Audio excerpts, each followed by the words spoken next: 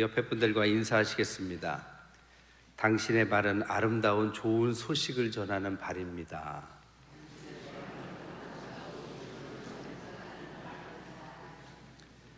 오늘 그 얘기를 하고 있습니다. 로마서는 하나님의 사랑을 받는 성도들을 대상으로, 특별히 로마 성도들이지만 오늘날 우리와 같은 불특정 다수의 사람들에게 쓴 편지입니다. 그래서 오늘 읽진 않았지만 지난번에 말씀하신 1절부터 잠깐 다시 보자면 형제들아 라고 말합니다. 그러면서 사도 바울은 자신을 괴롭히고 핍박하고 쫓아다니는 유대인 같은 동족에 대해서 오히려 긍휼한 마음이 있고 그들을 정말 구원받기를 원하고 있는 아주 큰 믿음의 그릇이었습니다. 그들이 문제가 있는 게 뭐냐면 2절에 그들은 하나님이 열심히 있지만 올바른 지식을 따르진 못하고 있다. 이게 가장 큰 문제입니다. 방향이 잘못된 열심. 교회 내에서도 열심은 있는데 방향이 혹 잘못됐다면 그것은 열심히 안 하는 것보다 못할 수도 있죠. 삶에도 마찬가지입니다. 하나님 앞에서 뜻을 받아서 열심히 살아야지 하나님의 뜻도 없이 향방 없이 열심히 살면 오히려 안 되는 거죠. 그것은 3절에 보니까 하나님의 의를 모르고 자기의 의를 세우려고 하는 거다. 열심히 하니까 보람은 있겠죠. 그러나 그것이 자기를 더 높아지게 만든다면 그것은 그릇된 열심이 되는 위험이 있다는 것입니다. 이때 3절에 나오는 의를 모르다의 아그노운 테스라는 단어는 의도성을 갖고 있습니다. 그러니까 이것을 정말 무지해서라기보다는 의도를 가지고 모르는 척한다. 하나님은 뜻을 분명히 계시하십니다. 특별하게 계시한 것이 예수 그리스도를 보내신 것이고 일반적으로 계시한 것이 하나님의 말씀을 주신 것입니다. 그러니까 하나님의 말씀 속에 하나님의 뜻은 분명히 드러납니다. 어떤 사람이라 할지라도 이 성경을 읽으면 하나님의 뜻이 어렴풋이나마 알게 됩니다. 점점 구체화되죠. 그 하나님의 뜻을 따라서 가야 되는데 의도적으로 그것에 눈을 돌리는 것을 말합니다.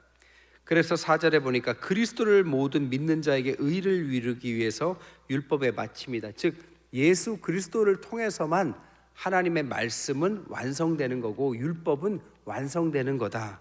그러나 만약 5절에 모세가 기록된 율법으로 말미암는 의를 행하는 사람은 그 의로 살리라. 성경에서 말하는 구약의 율법은 잘못되지 않았습니다. 그러나 그대로만 하면 되는데 그대로 할 수 없다라는 맹점이 있다고 그랬어요. 그래서 6절에 믿음으로 가라. 우리가 할 수 없는 것을 자꾸 하라고 하면 안 되니까 믿음으로, 주님께서 하신 일에 믿음으로 가라 하면서 믿음으로 가는 것이 어렵지 않다라는 것을 설명하죠.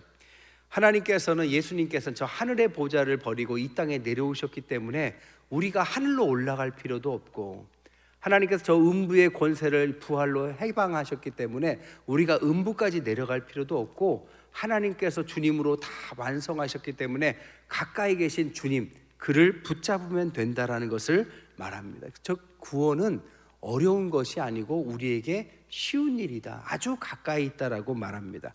그래서 우리가 잘 아는 것처럼 9절에 입으로 주님을 시인하라. 이 시인하라는 호몰로게네세스라는 단어는 공적인 맹세를 말합니다. 근데 오늘날과 같이 그냥 입으로 예수님 믿습니다라는 간단한 이야기는 아니었습니다. 로마 시대라는 환경이 있지요. 로마 시대에는 그것을 왕 대신해서 주님을 주라고 부른다라는 것은 목숨을 거는 일이었습니다. 그래서 공적으로 네가 주님이 내 왕이시다라는 공적인 고백을 해라. 그것이 구원의 조건이었죠. 그러니까 오늘날과 같이 간단한 이야기는 아니었습니다. 그래서 10절에 다시 한번 반복하기를 마음으로 예수님께서 하신 구속을 믿어서 의롭게 되는 것이고 공적으로 맹세하여서 구원에 이른다. 오늘날에 이것을 가지고 이제 영접 기도를 하죠. 마음으로 믿어 의에 이르고 입으로 시인하여 구원에 이르니까 내 기도를 따라해라 해서 믿지 않는 사람들에게 영접을 시키는 기도의 근간이 바로 이것입니다. 자, 이렇게 했는데 오늘 본문에 뭐냐? 이 대상은 누구입니까? 라고 할 때 11절에 보니까 성경에 이르되 누구든지 그렇다. 누구든지 이것을 따라가기만 하면 누구든지 해당하는 이야기다. 그러면서 부끄러움을 당하지 않는다라는 11절 말미와 9장 33절 말미가 똑같습니다. 이렇게 하는 사람은 하나님께서 부끄럽지 않게 그것을 이루실 것이다. 즉 9장과 10장은 반복하고 있죠. 즉 누구든지를 설명하기 위해서 계속 반복해서 구원은 유대인에게만 있는 것이 아니라 또 이방인에게만 있는 것이 아니라 누구든지 마음으로 믿고 입으로 시인하면 하나님 앞에서 구원받을 수 있는 조건이 된다. 12절에 유대인이나 헬라인이나 차별도 없고 한 분이신 주께 모든 사람의 주가 돼서 그를 부르는 모든 사람에게 영혼의 풍성함 구원을 이루게 하신다. 혈통, 유대인에게만 국한된 것이 아니다라는 것을 누누이 강조합니다. 그 당시에 자꾸 그거 갖고 싸우니까요. 오늘날 한국 사람들에게 외국인들이 와서 가정을 이루고 자녀를 낳고 이렇게 될 때 계속해서 우리는 단군의 자손이야, 단군의 자손이야. 너는 단군의 자손이 아닌 것 같은데? 이렇게 계속 그들을 차별하고 배제한다면 이게 안 되겠죠. 마찬가지로 구원의 문제는 아브라함의 혈통적인 후손에게만 해당하는 것이 아니라 아브라함의 영적 후손까지 모두 포함한 구원, 누구든지 마음으로 주님을 구속하심을 믿고 입으로 고백한다면 누구든지 해당된다. 그래서 사도행전 10장 34절부터 35절은 베드로가 말하기를 내가 참으로 하나님은 사람의 외모를 보지 않고 나라 중 하나님을 경외하며 의를 행하는 사람은 다 받는 줄 깨달았다. 베드로조차도 예수님을 따라서 그렇게 공생애를 같이 했던 제자조차도 이것을 받아들이기가 힘들었죠. 주님이 계속해서 고난을 이야기하고 십자가를 이야기하고 이것이 모든 인류를 위한 것이다라는 것을 누누이 얘기해도 베드로가 수제자임에도 불구하고 받아들이지 못합니다. 그랬더니 주님께서 그에게 환상을 보여주죠. 그래서 백부장을 만나서 복음을 전하는데 그 당시에 성령이 임하는 그 현상을 눈으로 목격합니다. 그러면서 말하기를 이 성령은 우리에게만 주신 게 아니라 이방인에게도 누구든지 해당하는 것이구나라고 그의 편견을 깼다라는 거죠. 그래서 13절에 누구든지 주의 이름을 부르는 자는 구원을 받는다. 이것은 이 신약에 처음 얘기한 게 아니라 요엘서 2장 32절을 인용한 것입니다.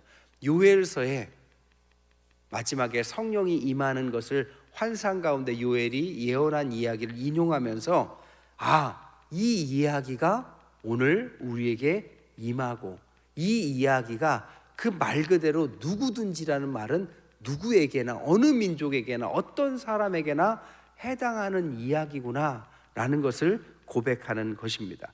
그러면서 마지막으로 뭐라고요? 14절에 그들이 믿지 아니하는 일을 어찌 부르리요? 누구든지에 해당하는데 문제는 뭐냐면 하나님은 초대장을 보냈는데 그 초대장을 전달하는 것이 우리의 역할입니다.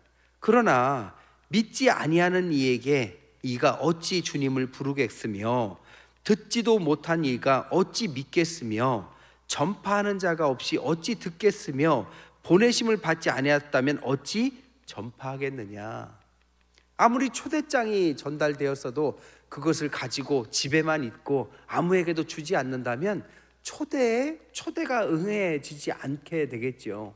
누가 그것을 초대장을 받고 나서 본인이 가겠다 안 가겠다를 결정하기 전에 일단 그들에게 전달은 돼야 그들이 갈지 말지를 결정하고 그것은 그들의 탓이지만 초대장을 받은 우리가 전달의 의무를 저버린다면 어찌 그들이 그 사실조차 초대받았다는 사실조차 알 수 있겠느냐. 그래서 보내지고 전파되고 듣고 결국 믿는 과정을 하기 위해서는 우리가 전해야 된다. 그래서 마지막으로 아름답도다 좋은 소식을 전하는 자의 발이요.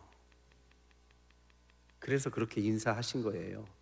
여러분들이 좋은 소식을 전하는 자의 발이 돼야 합니다. 우리가 복음을 전한다라고 말은 하지만 사실 복음 전하기가 여간 어려운 게 아닙니다. 믿는 사람에게 잠깐 쉬면은 조금 쉬운데 그렇지 않은 사람, 한 번도 교회 가지 않은 사람들도 있습니다. 우리 교회에 오신 분들 보면은 그런 분들도 계시더라고요. 그런 사람에게 이 복음을 전한다라는 것이 여간 어려운 게 아닙니다.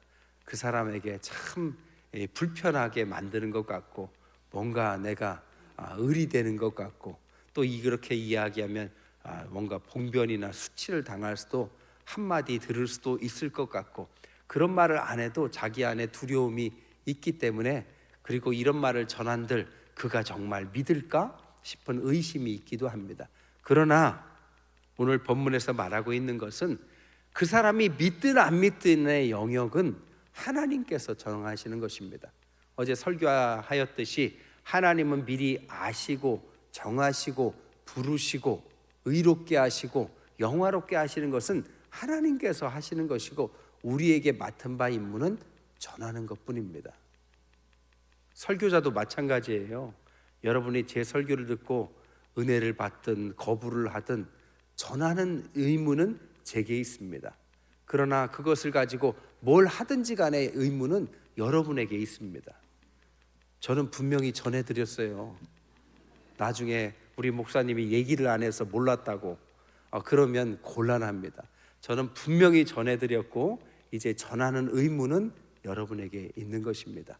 정말 이 사람이 들을까 보다 주님께 맡깁니다.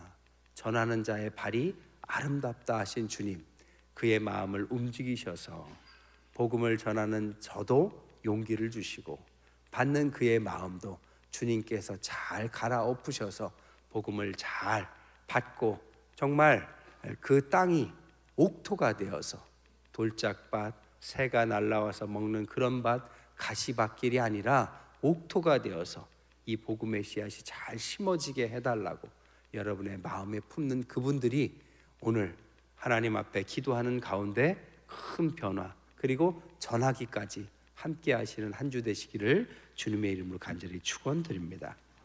기도하겠습니다.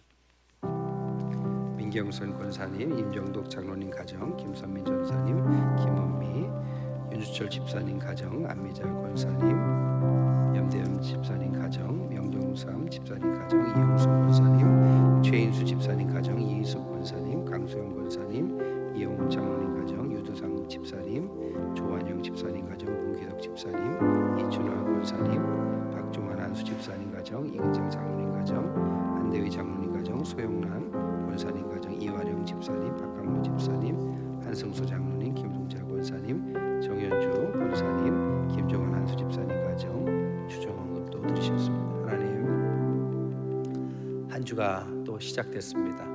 일터로 또 각자의 자리로 나아가는 우리 태평의 귀한 성도님들, 하나님께서 기름 부어 세우시고 먼저 부르셔서 아브라함과 같이 복의 근원이 되게 하셨사오니, 이 축복을 나 혼자 간직하지 않고 하나님 주님께서 누구든지 복음을 전하라 하셨사오니, 아직 믿지 않는 자들, 혹은 잠깐 쉬는 자들, 아니면 어떤 일로 하나님 앞에서 잘못된 길로 가고 있는 모든 자들에게 구원의 통로가 되는 은혜를 더하여 주옵소서.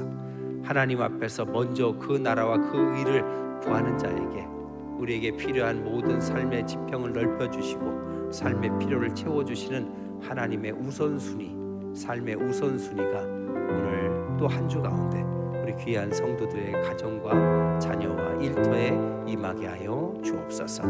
병든 분들 낫게 하여 주옵소서. 병마가 떠나가게 하여 주옵소서.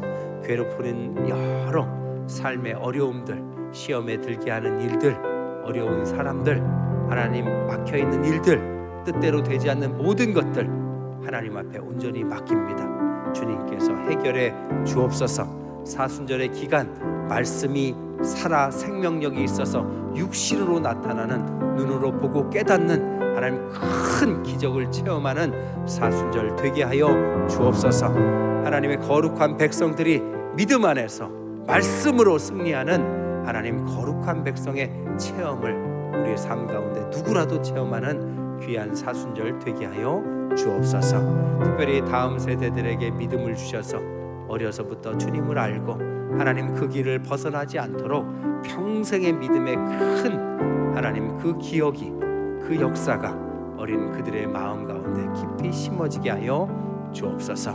온 가족이 믿음으로 하나 되는 하나님 은혜를 더하셔서 함께 나와 찬양 부르며 예배드리는 놀라운 은총을 허락하여 주옵소서. 오늘 하루도 하나님께서 그런 은혜 가운데 살게 하실 줄 믿고 예수 그리스도의 이름으로 축복하며 기도드립니다.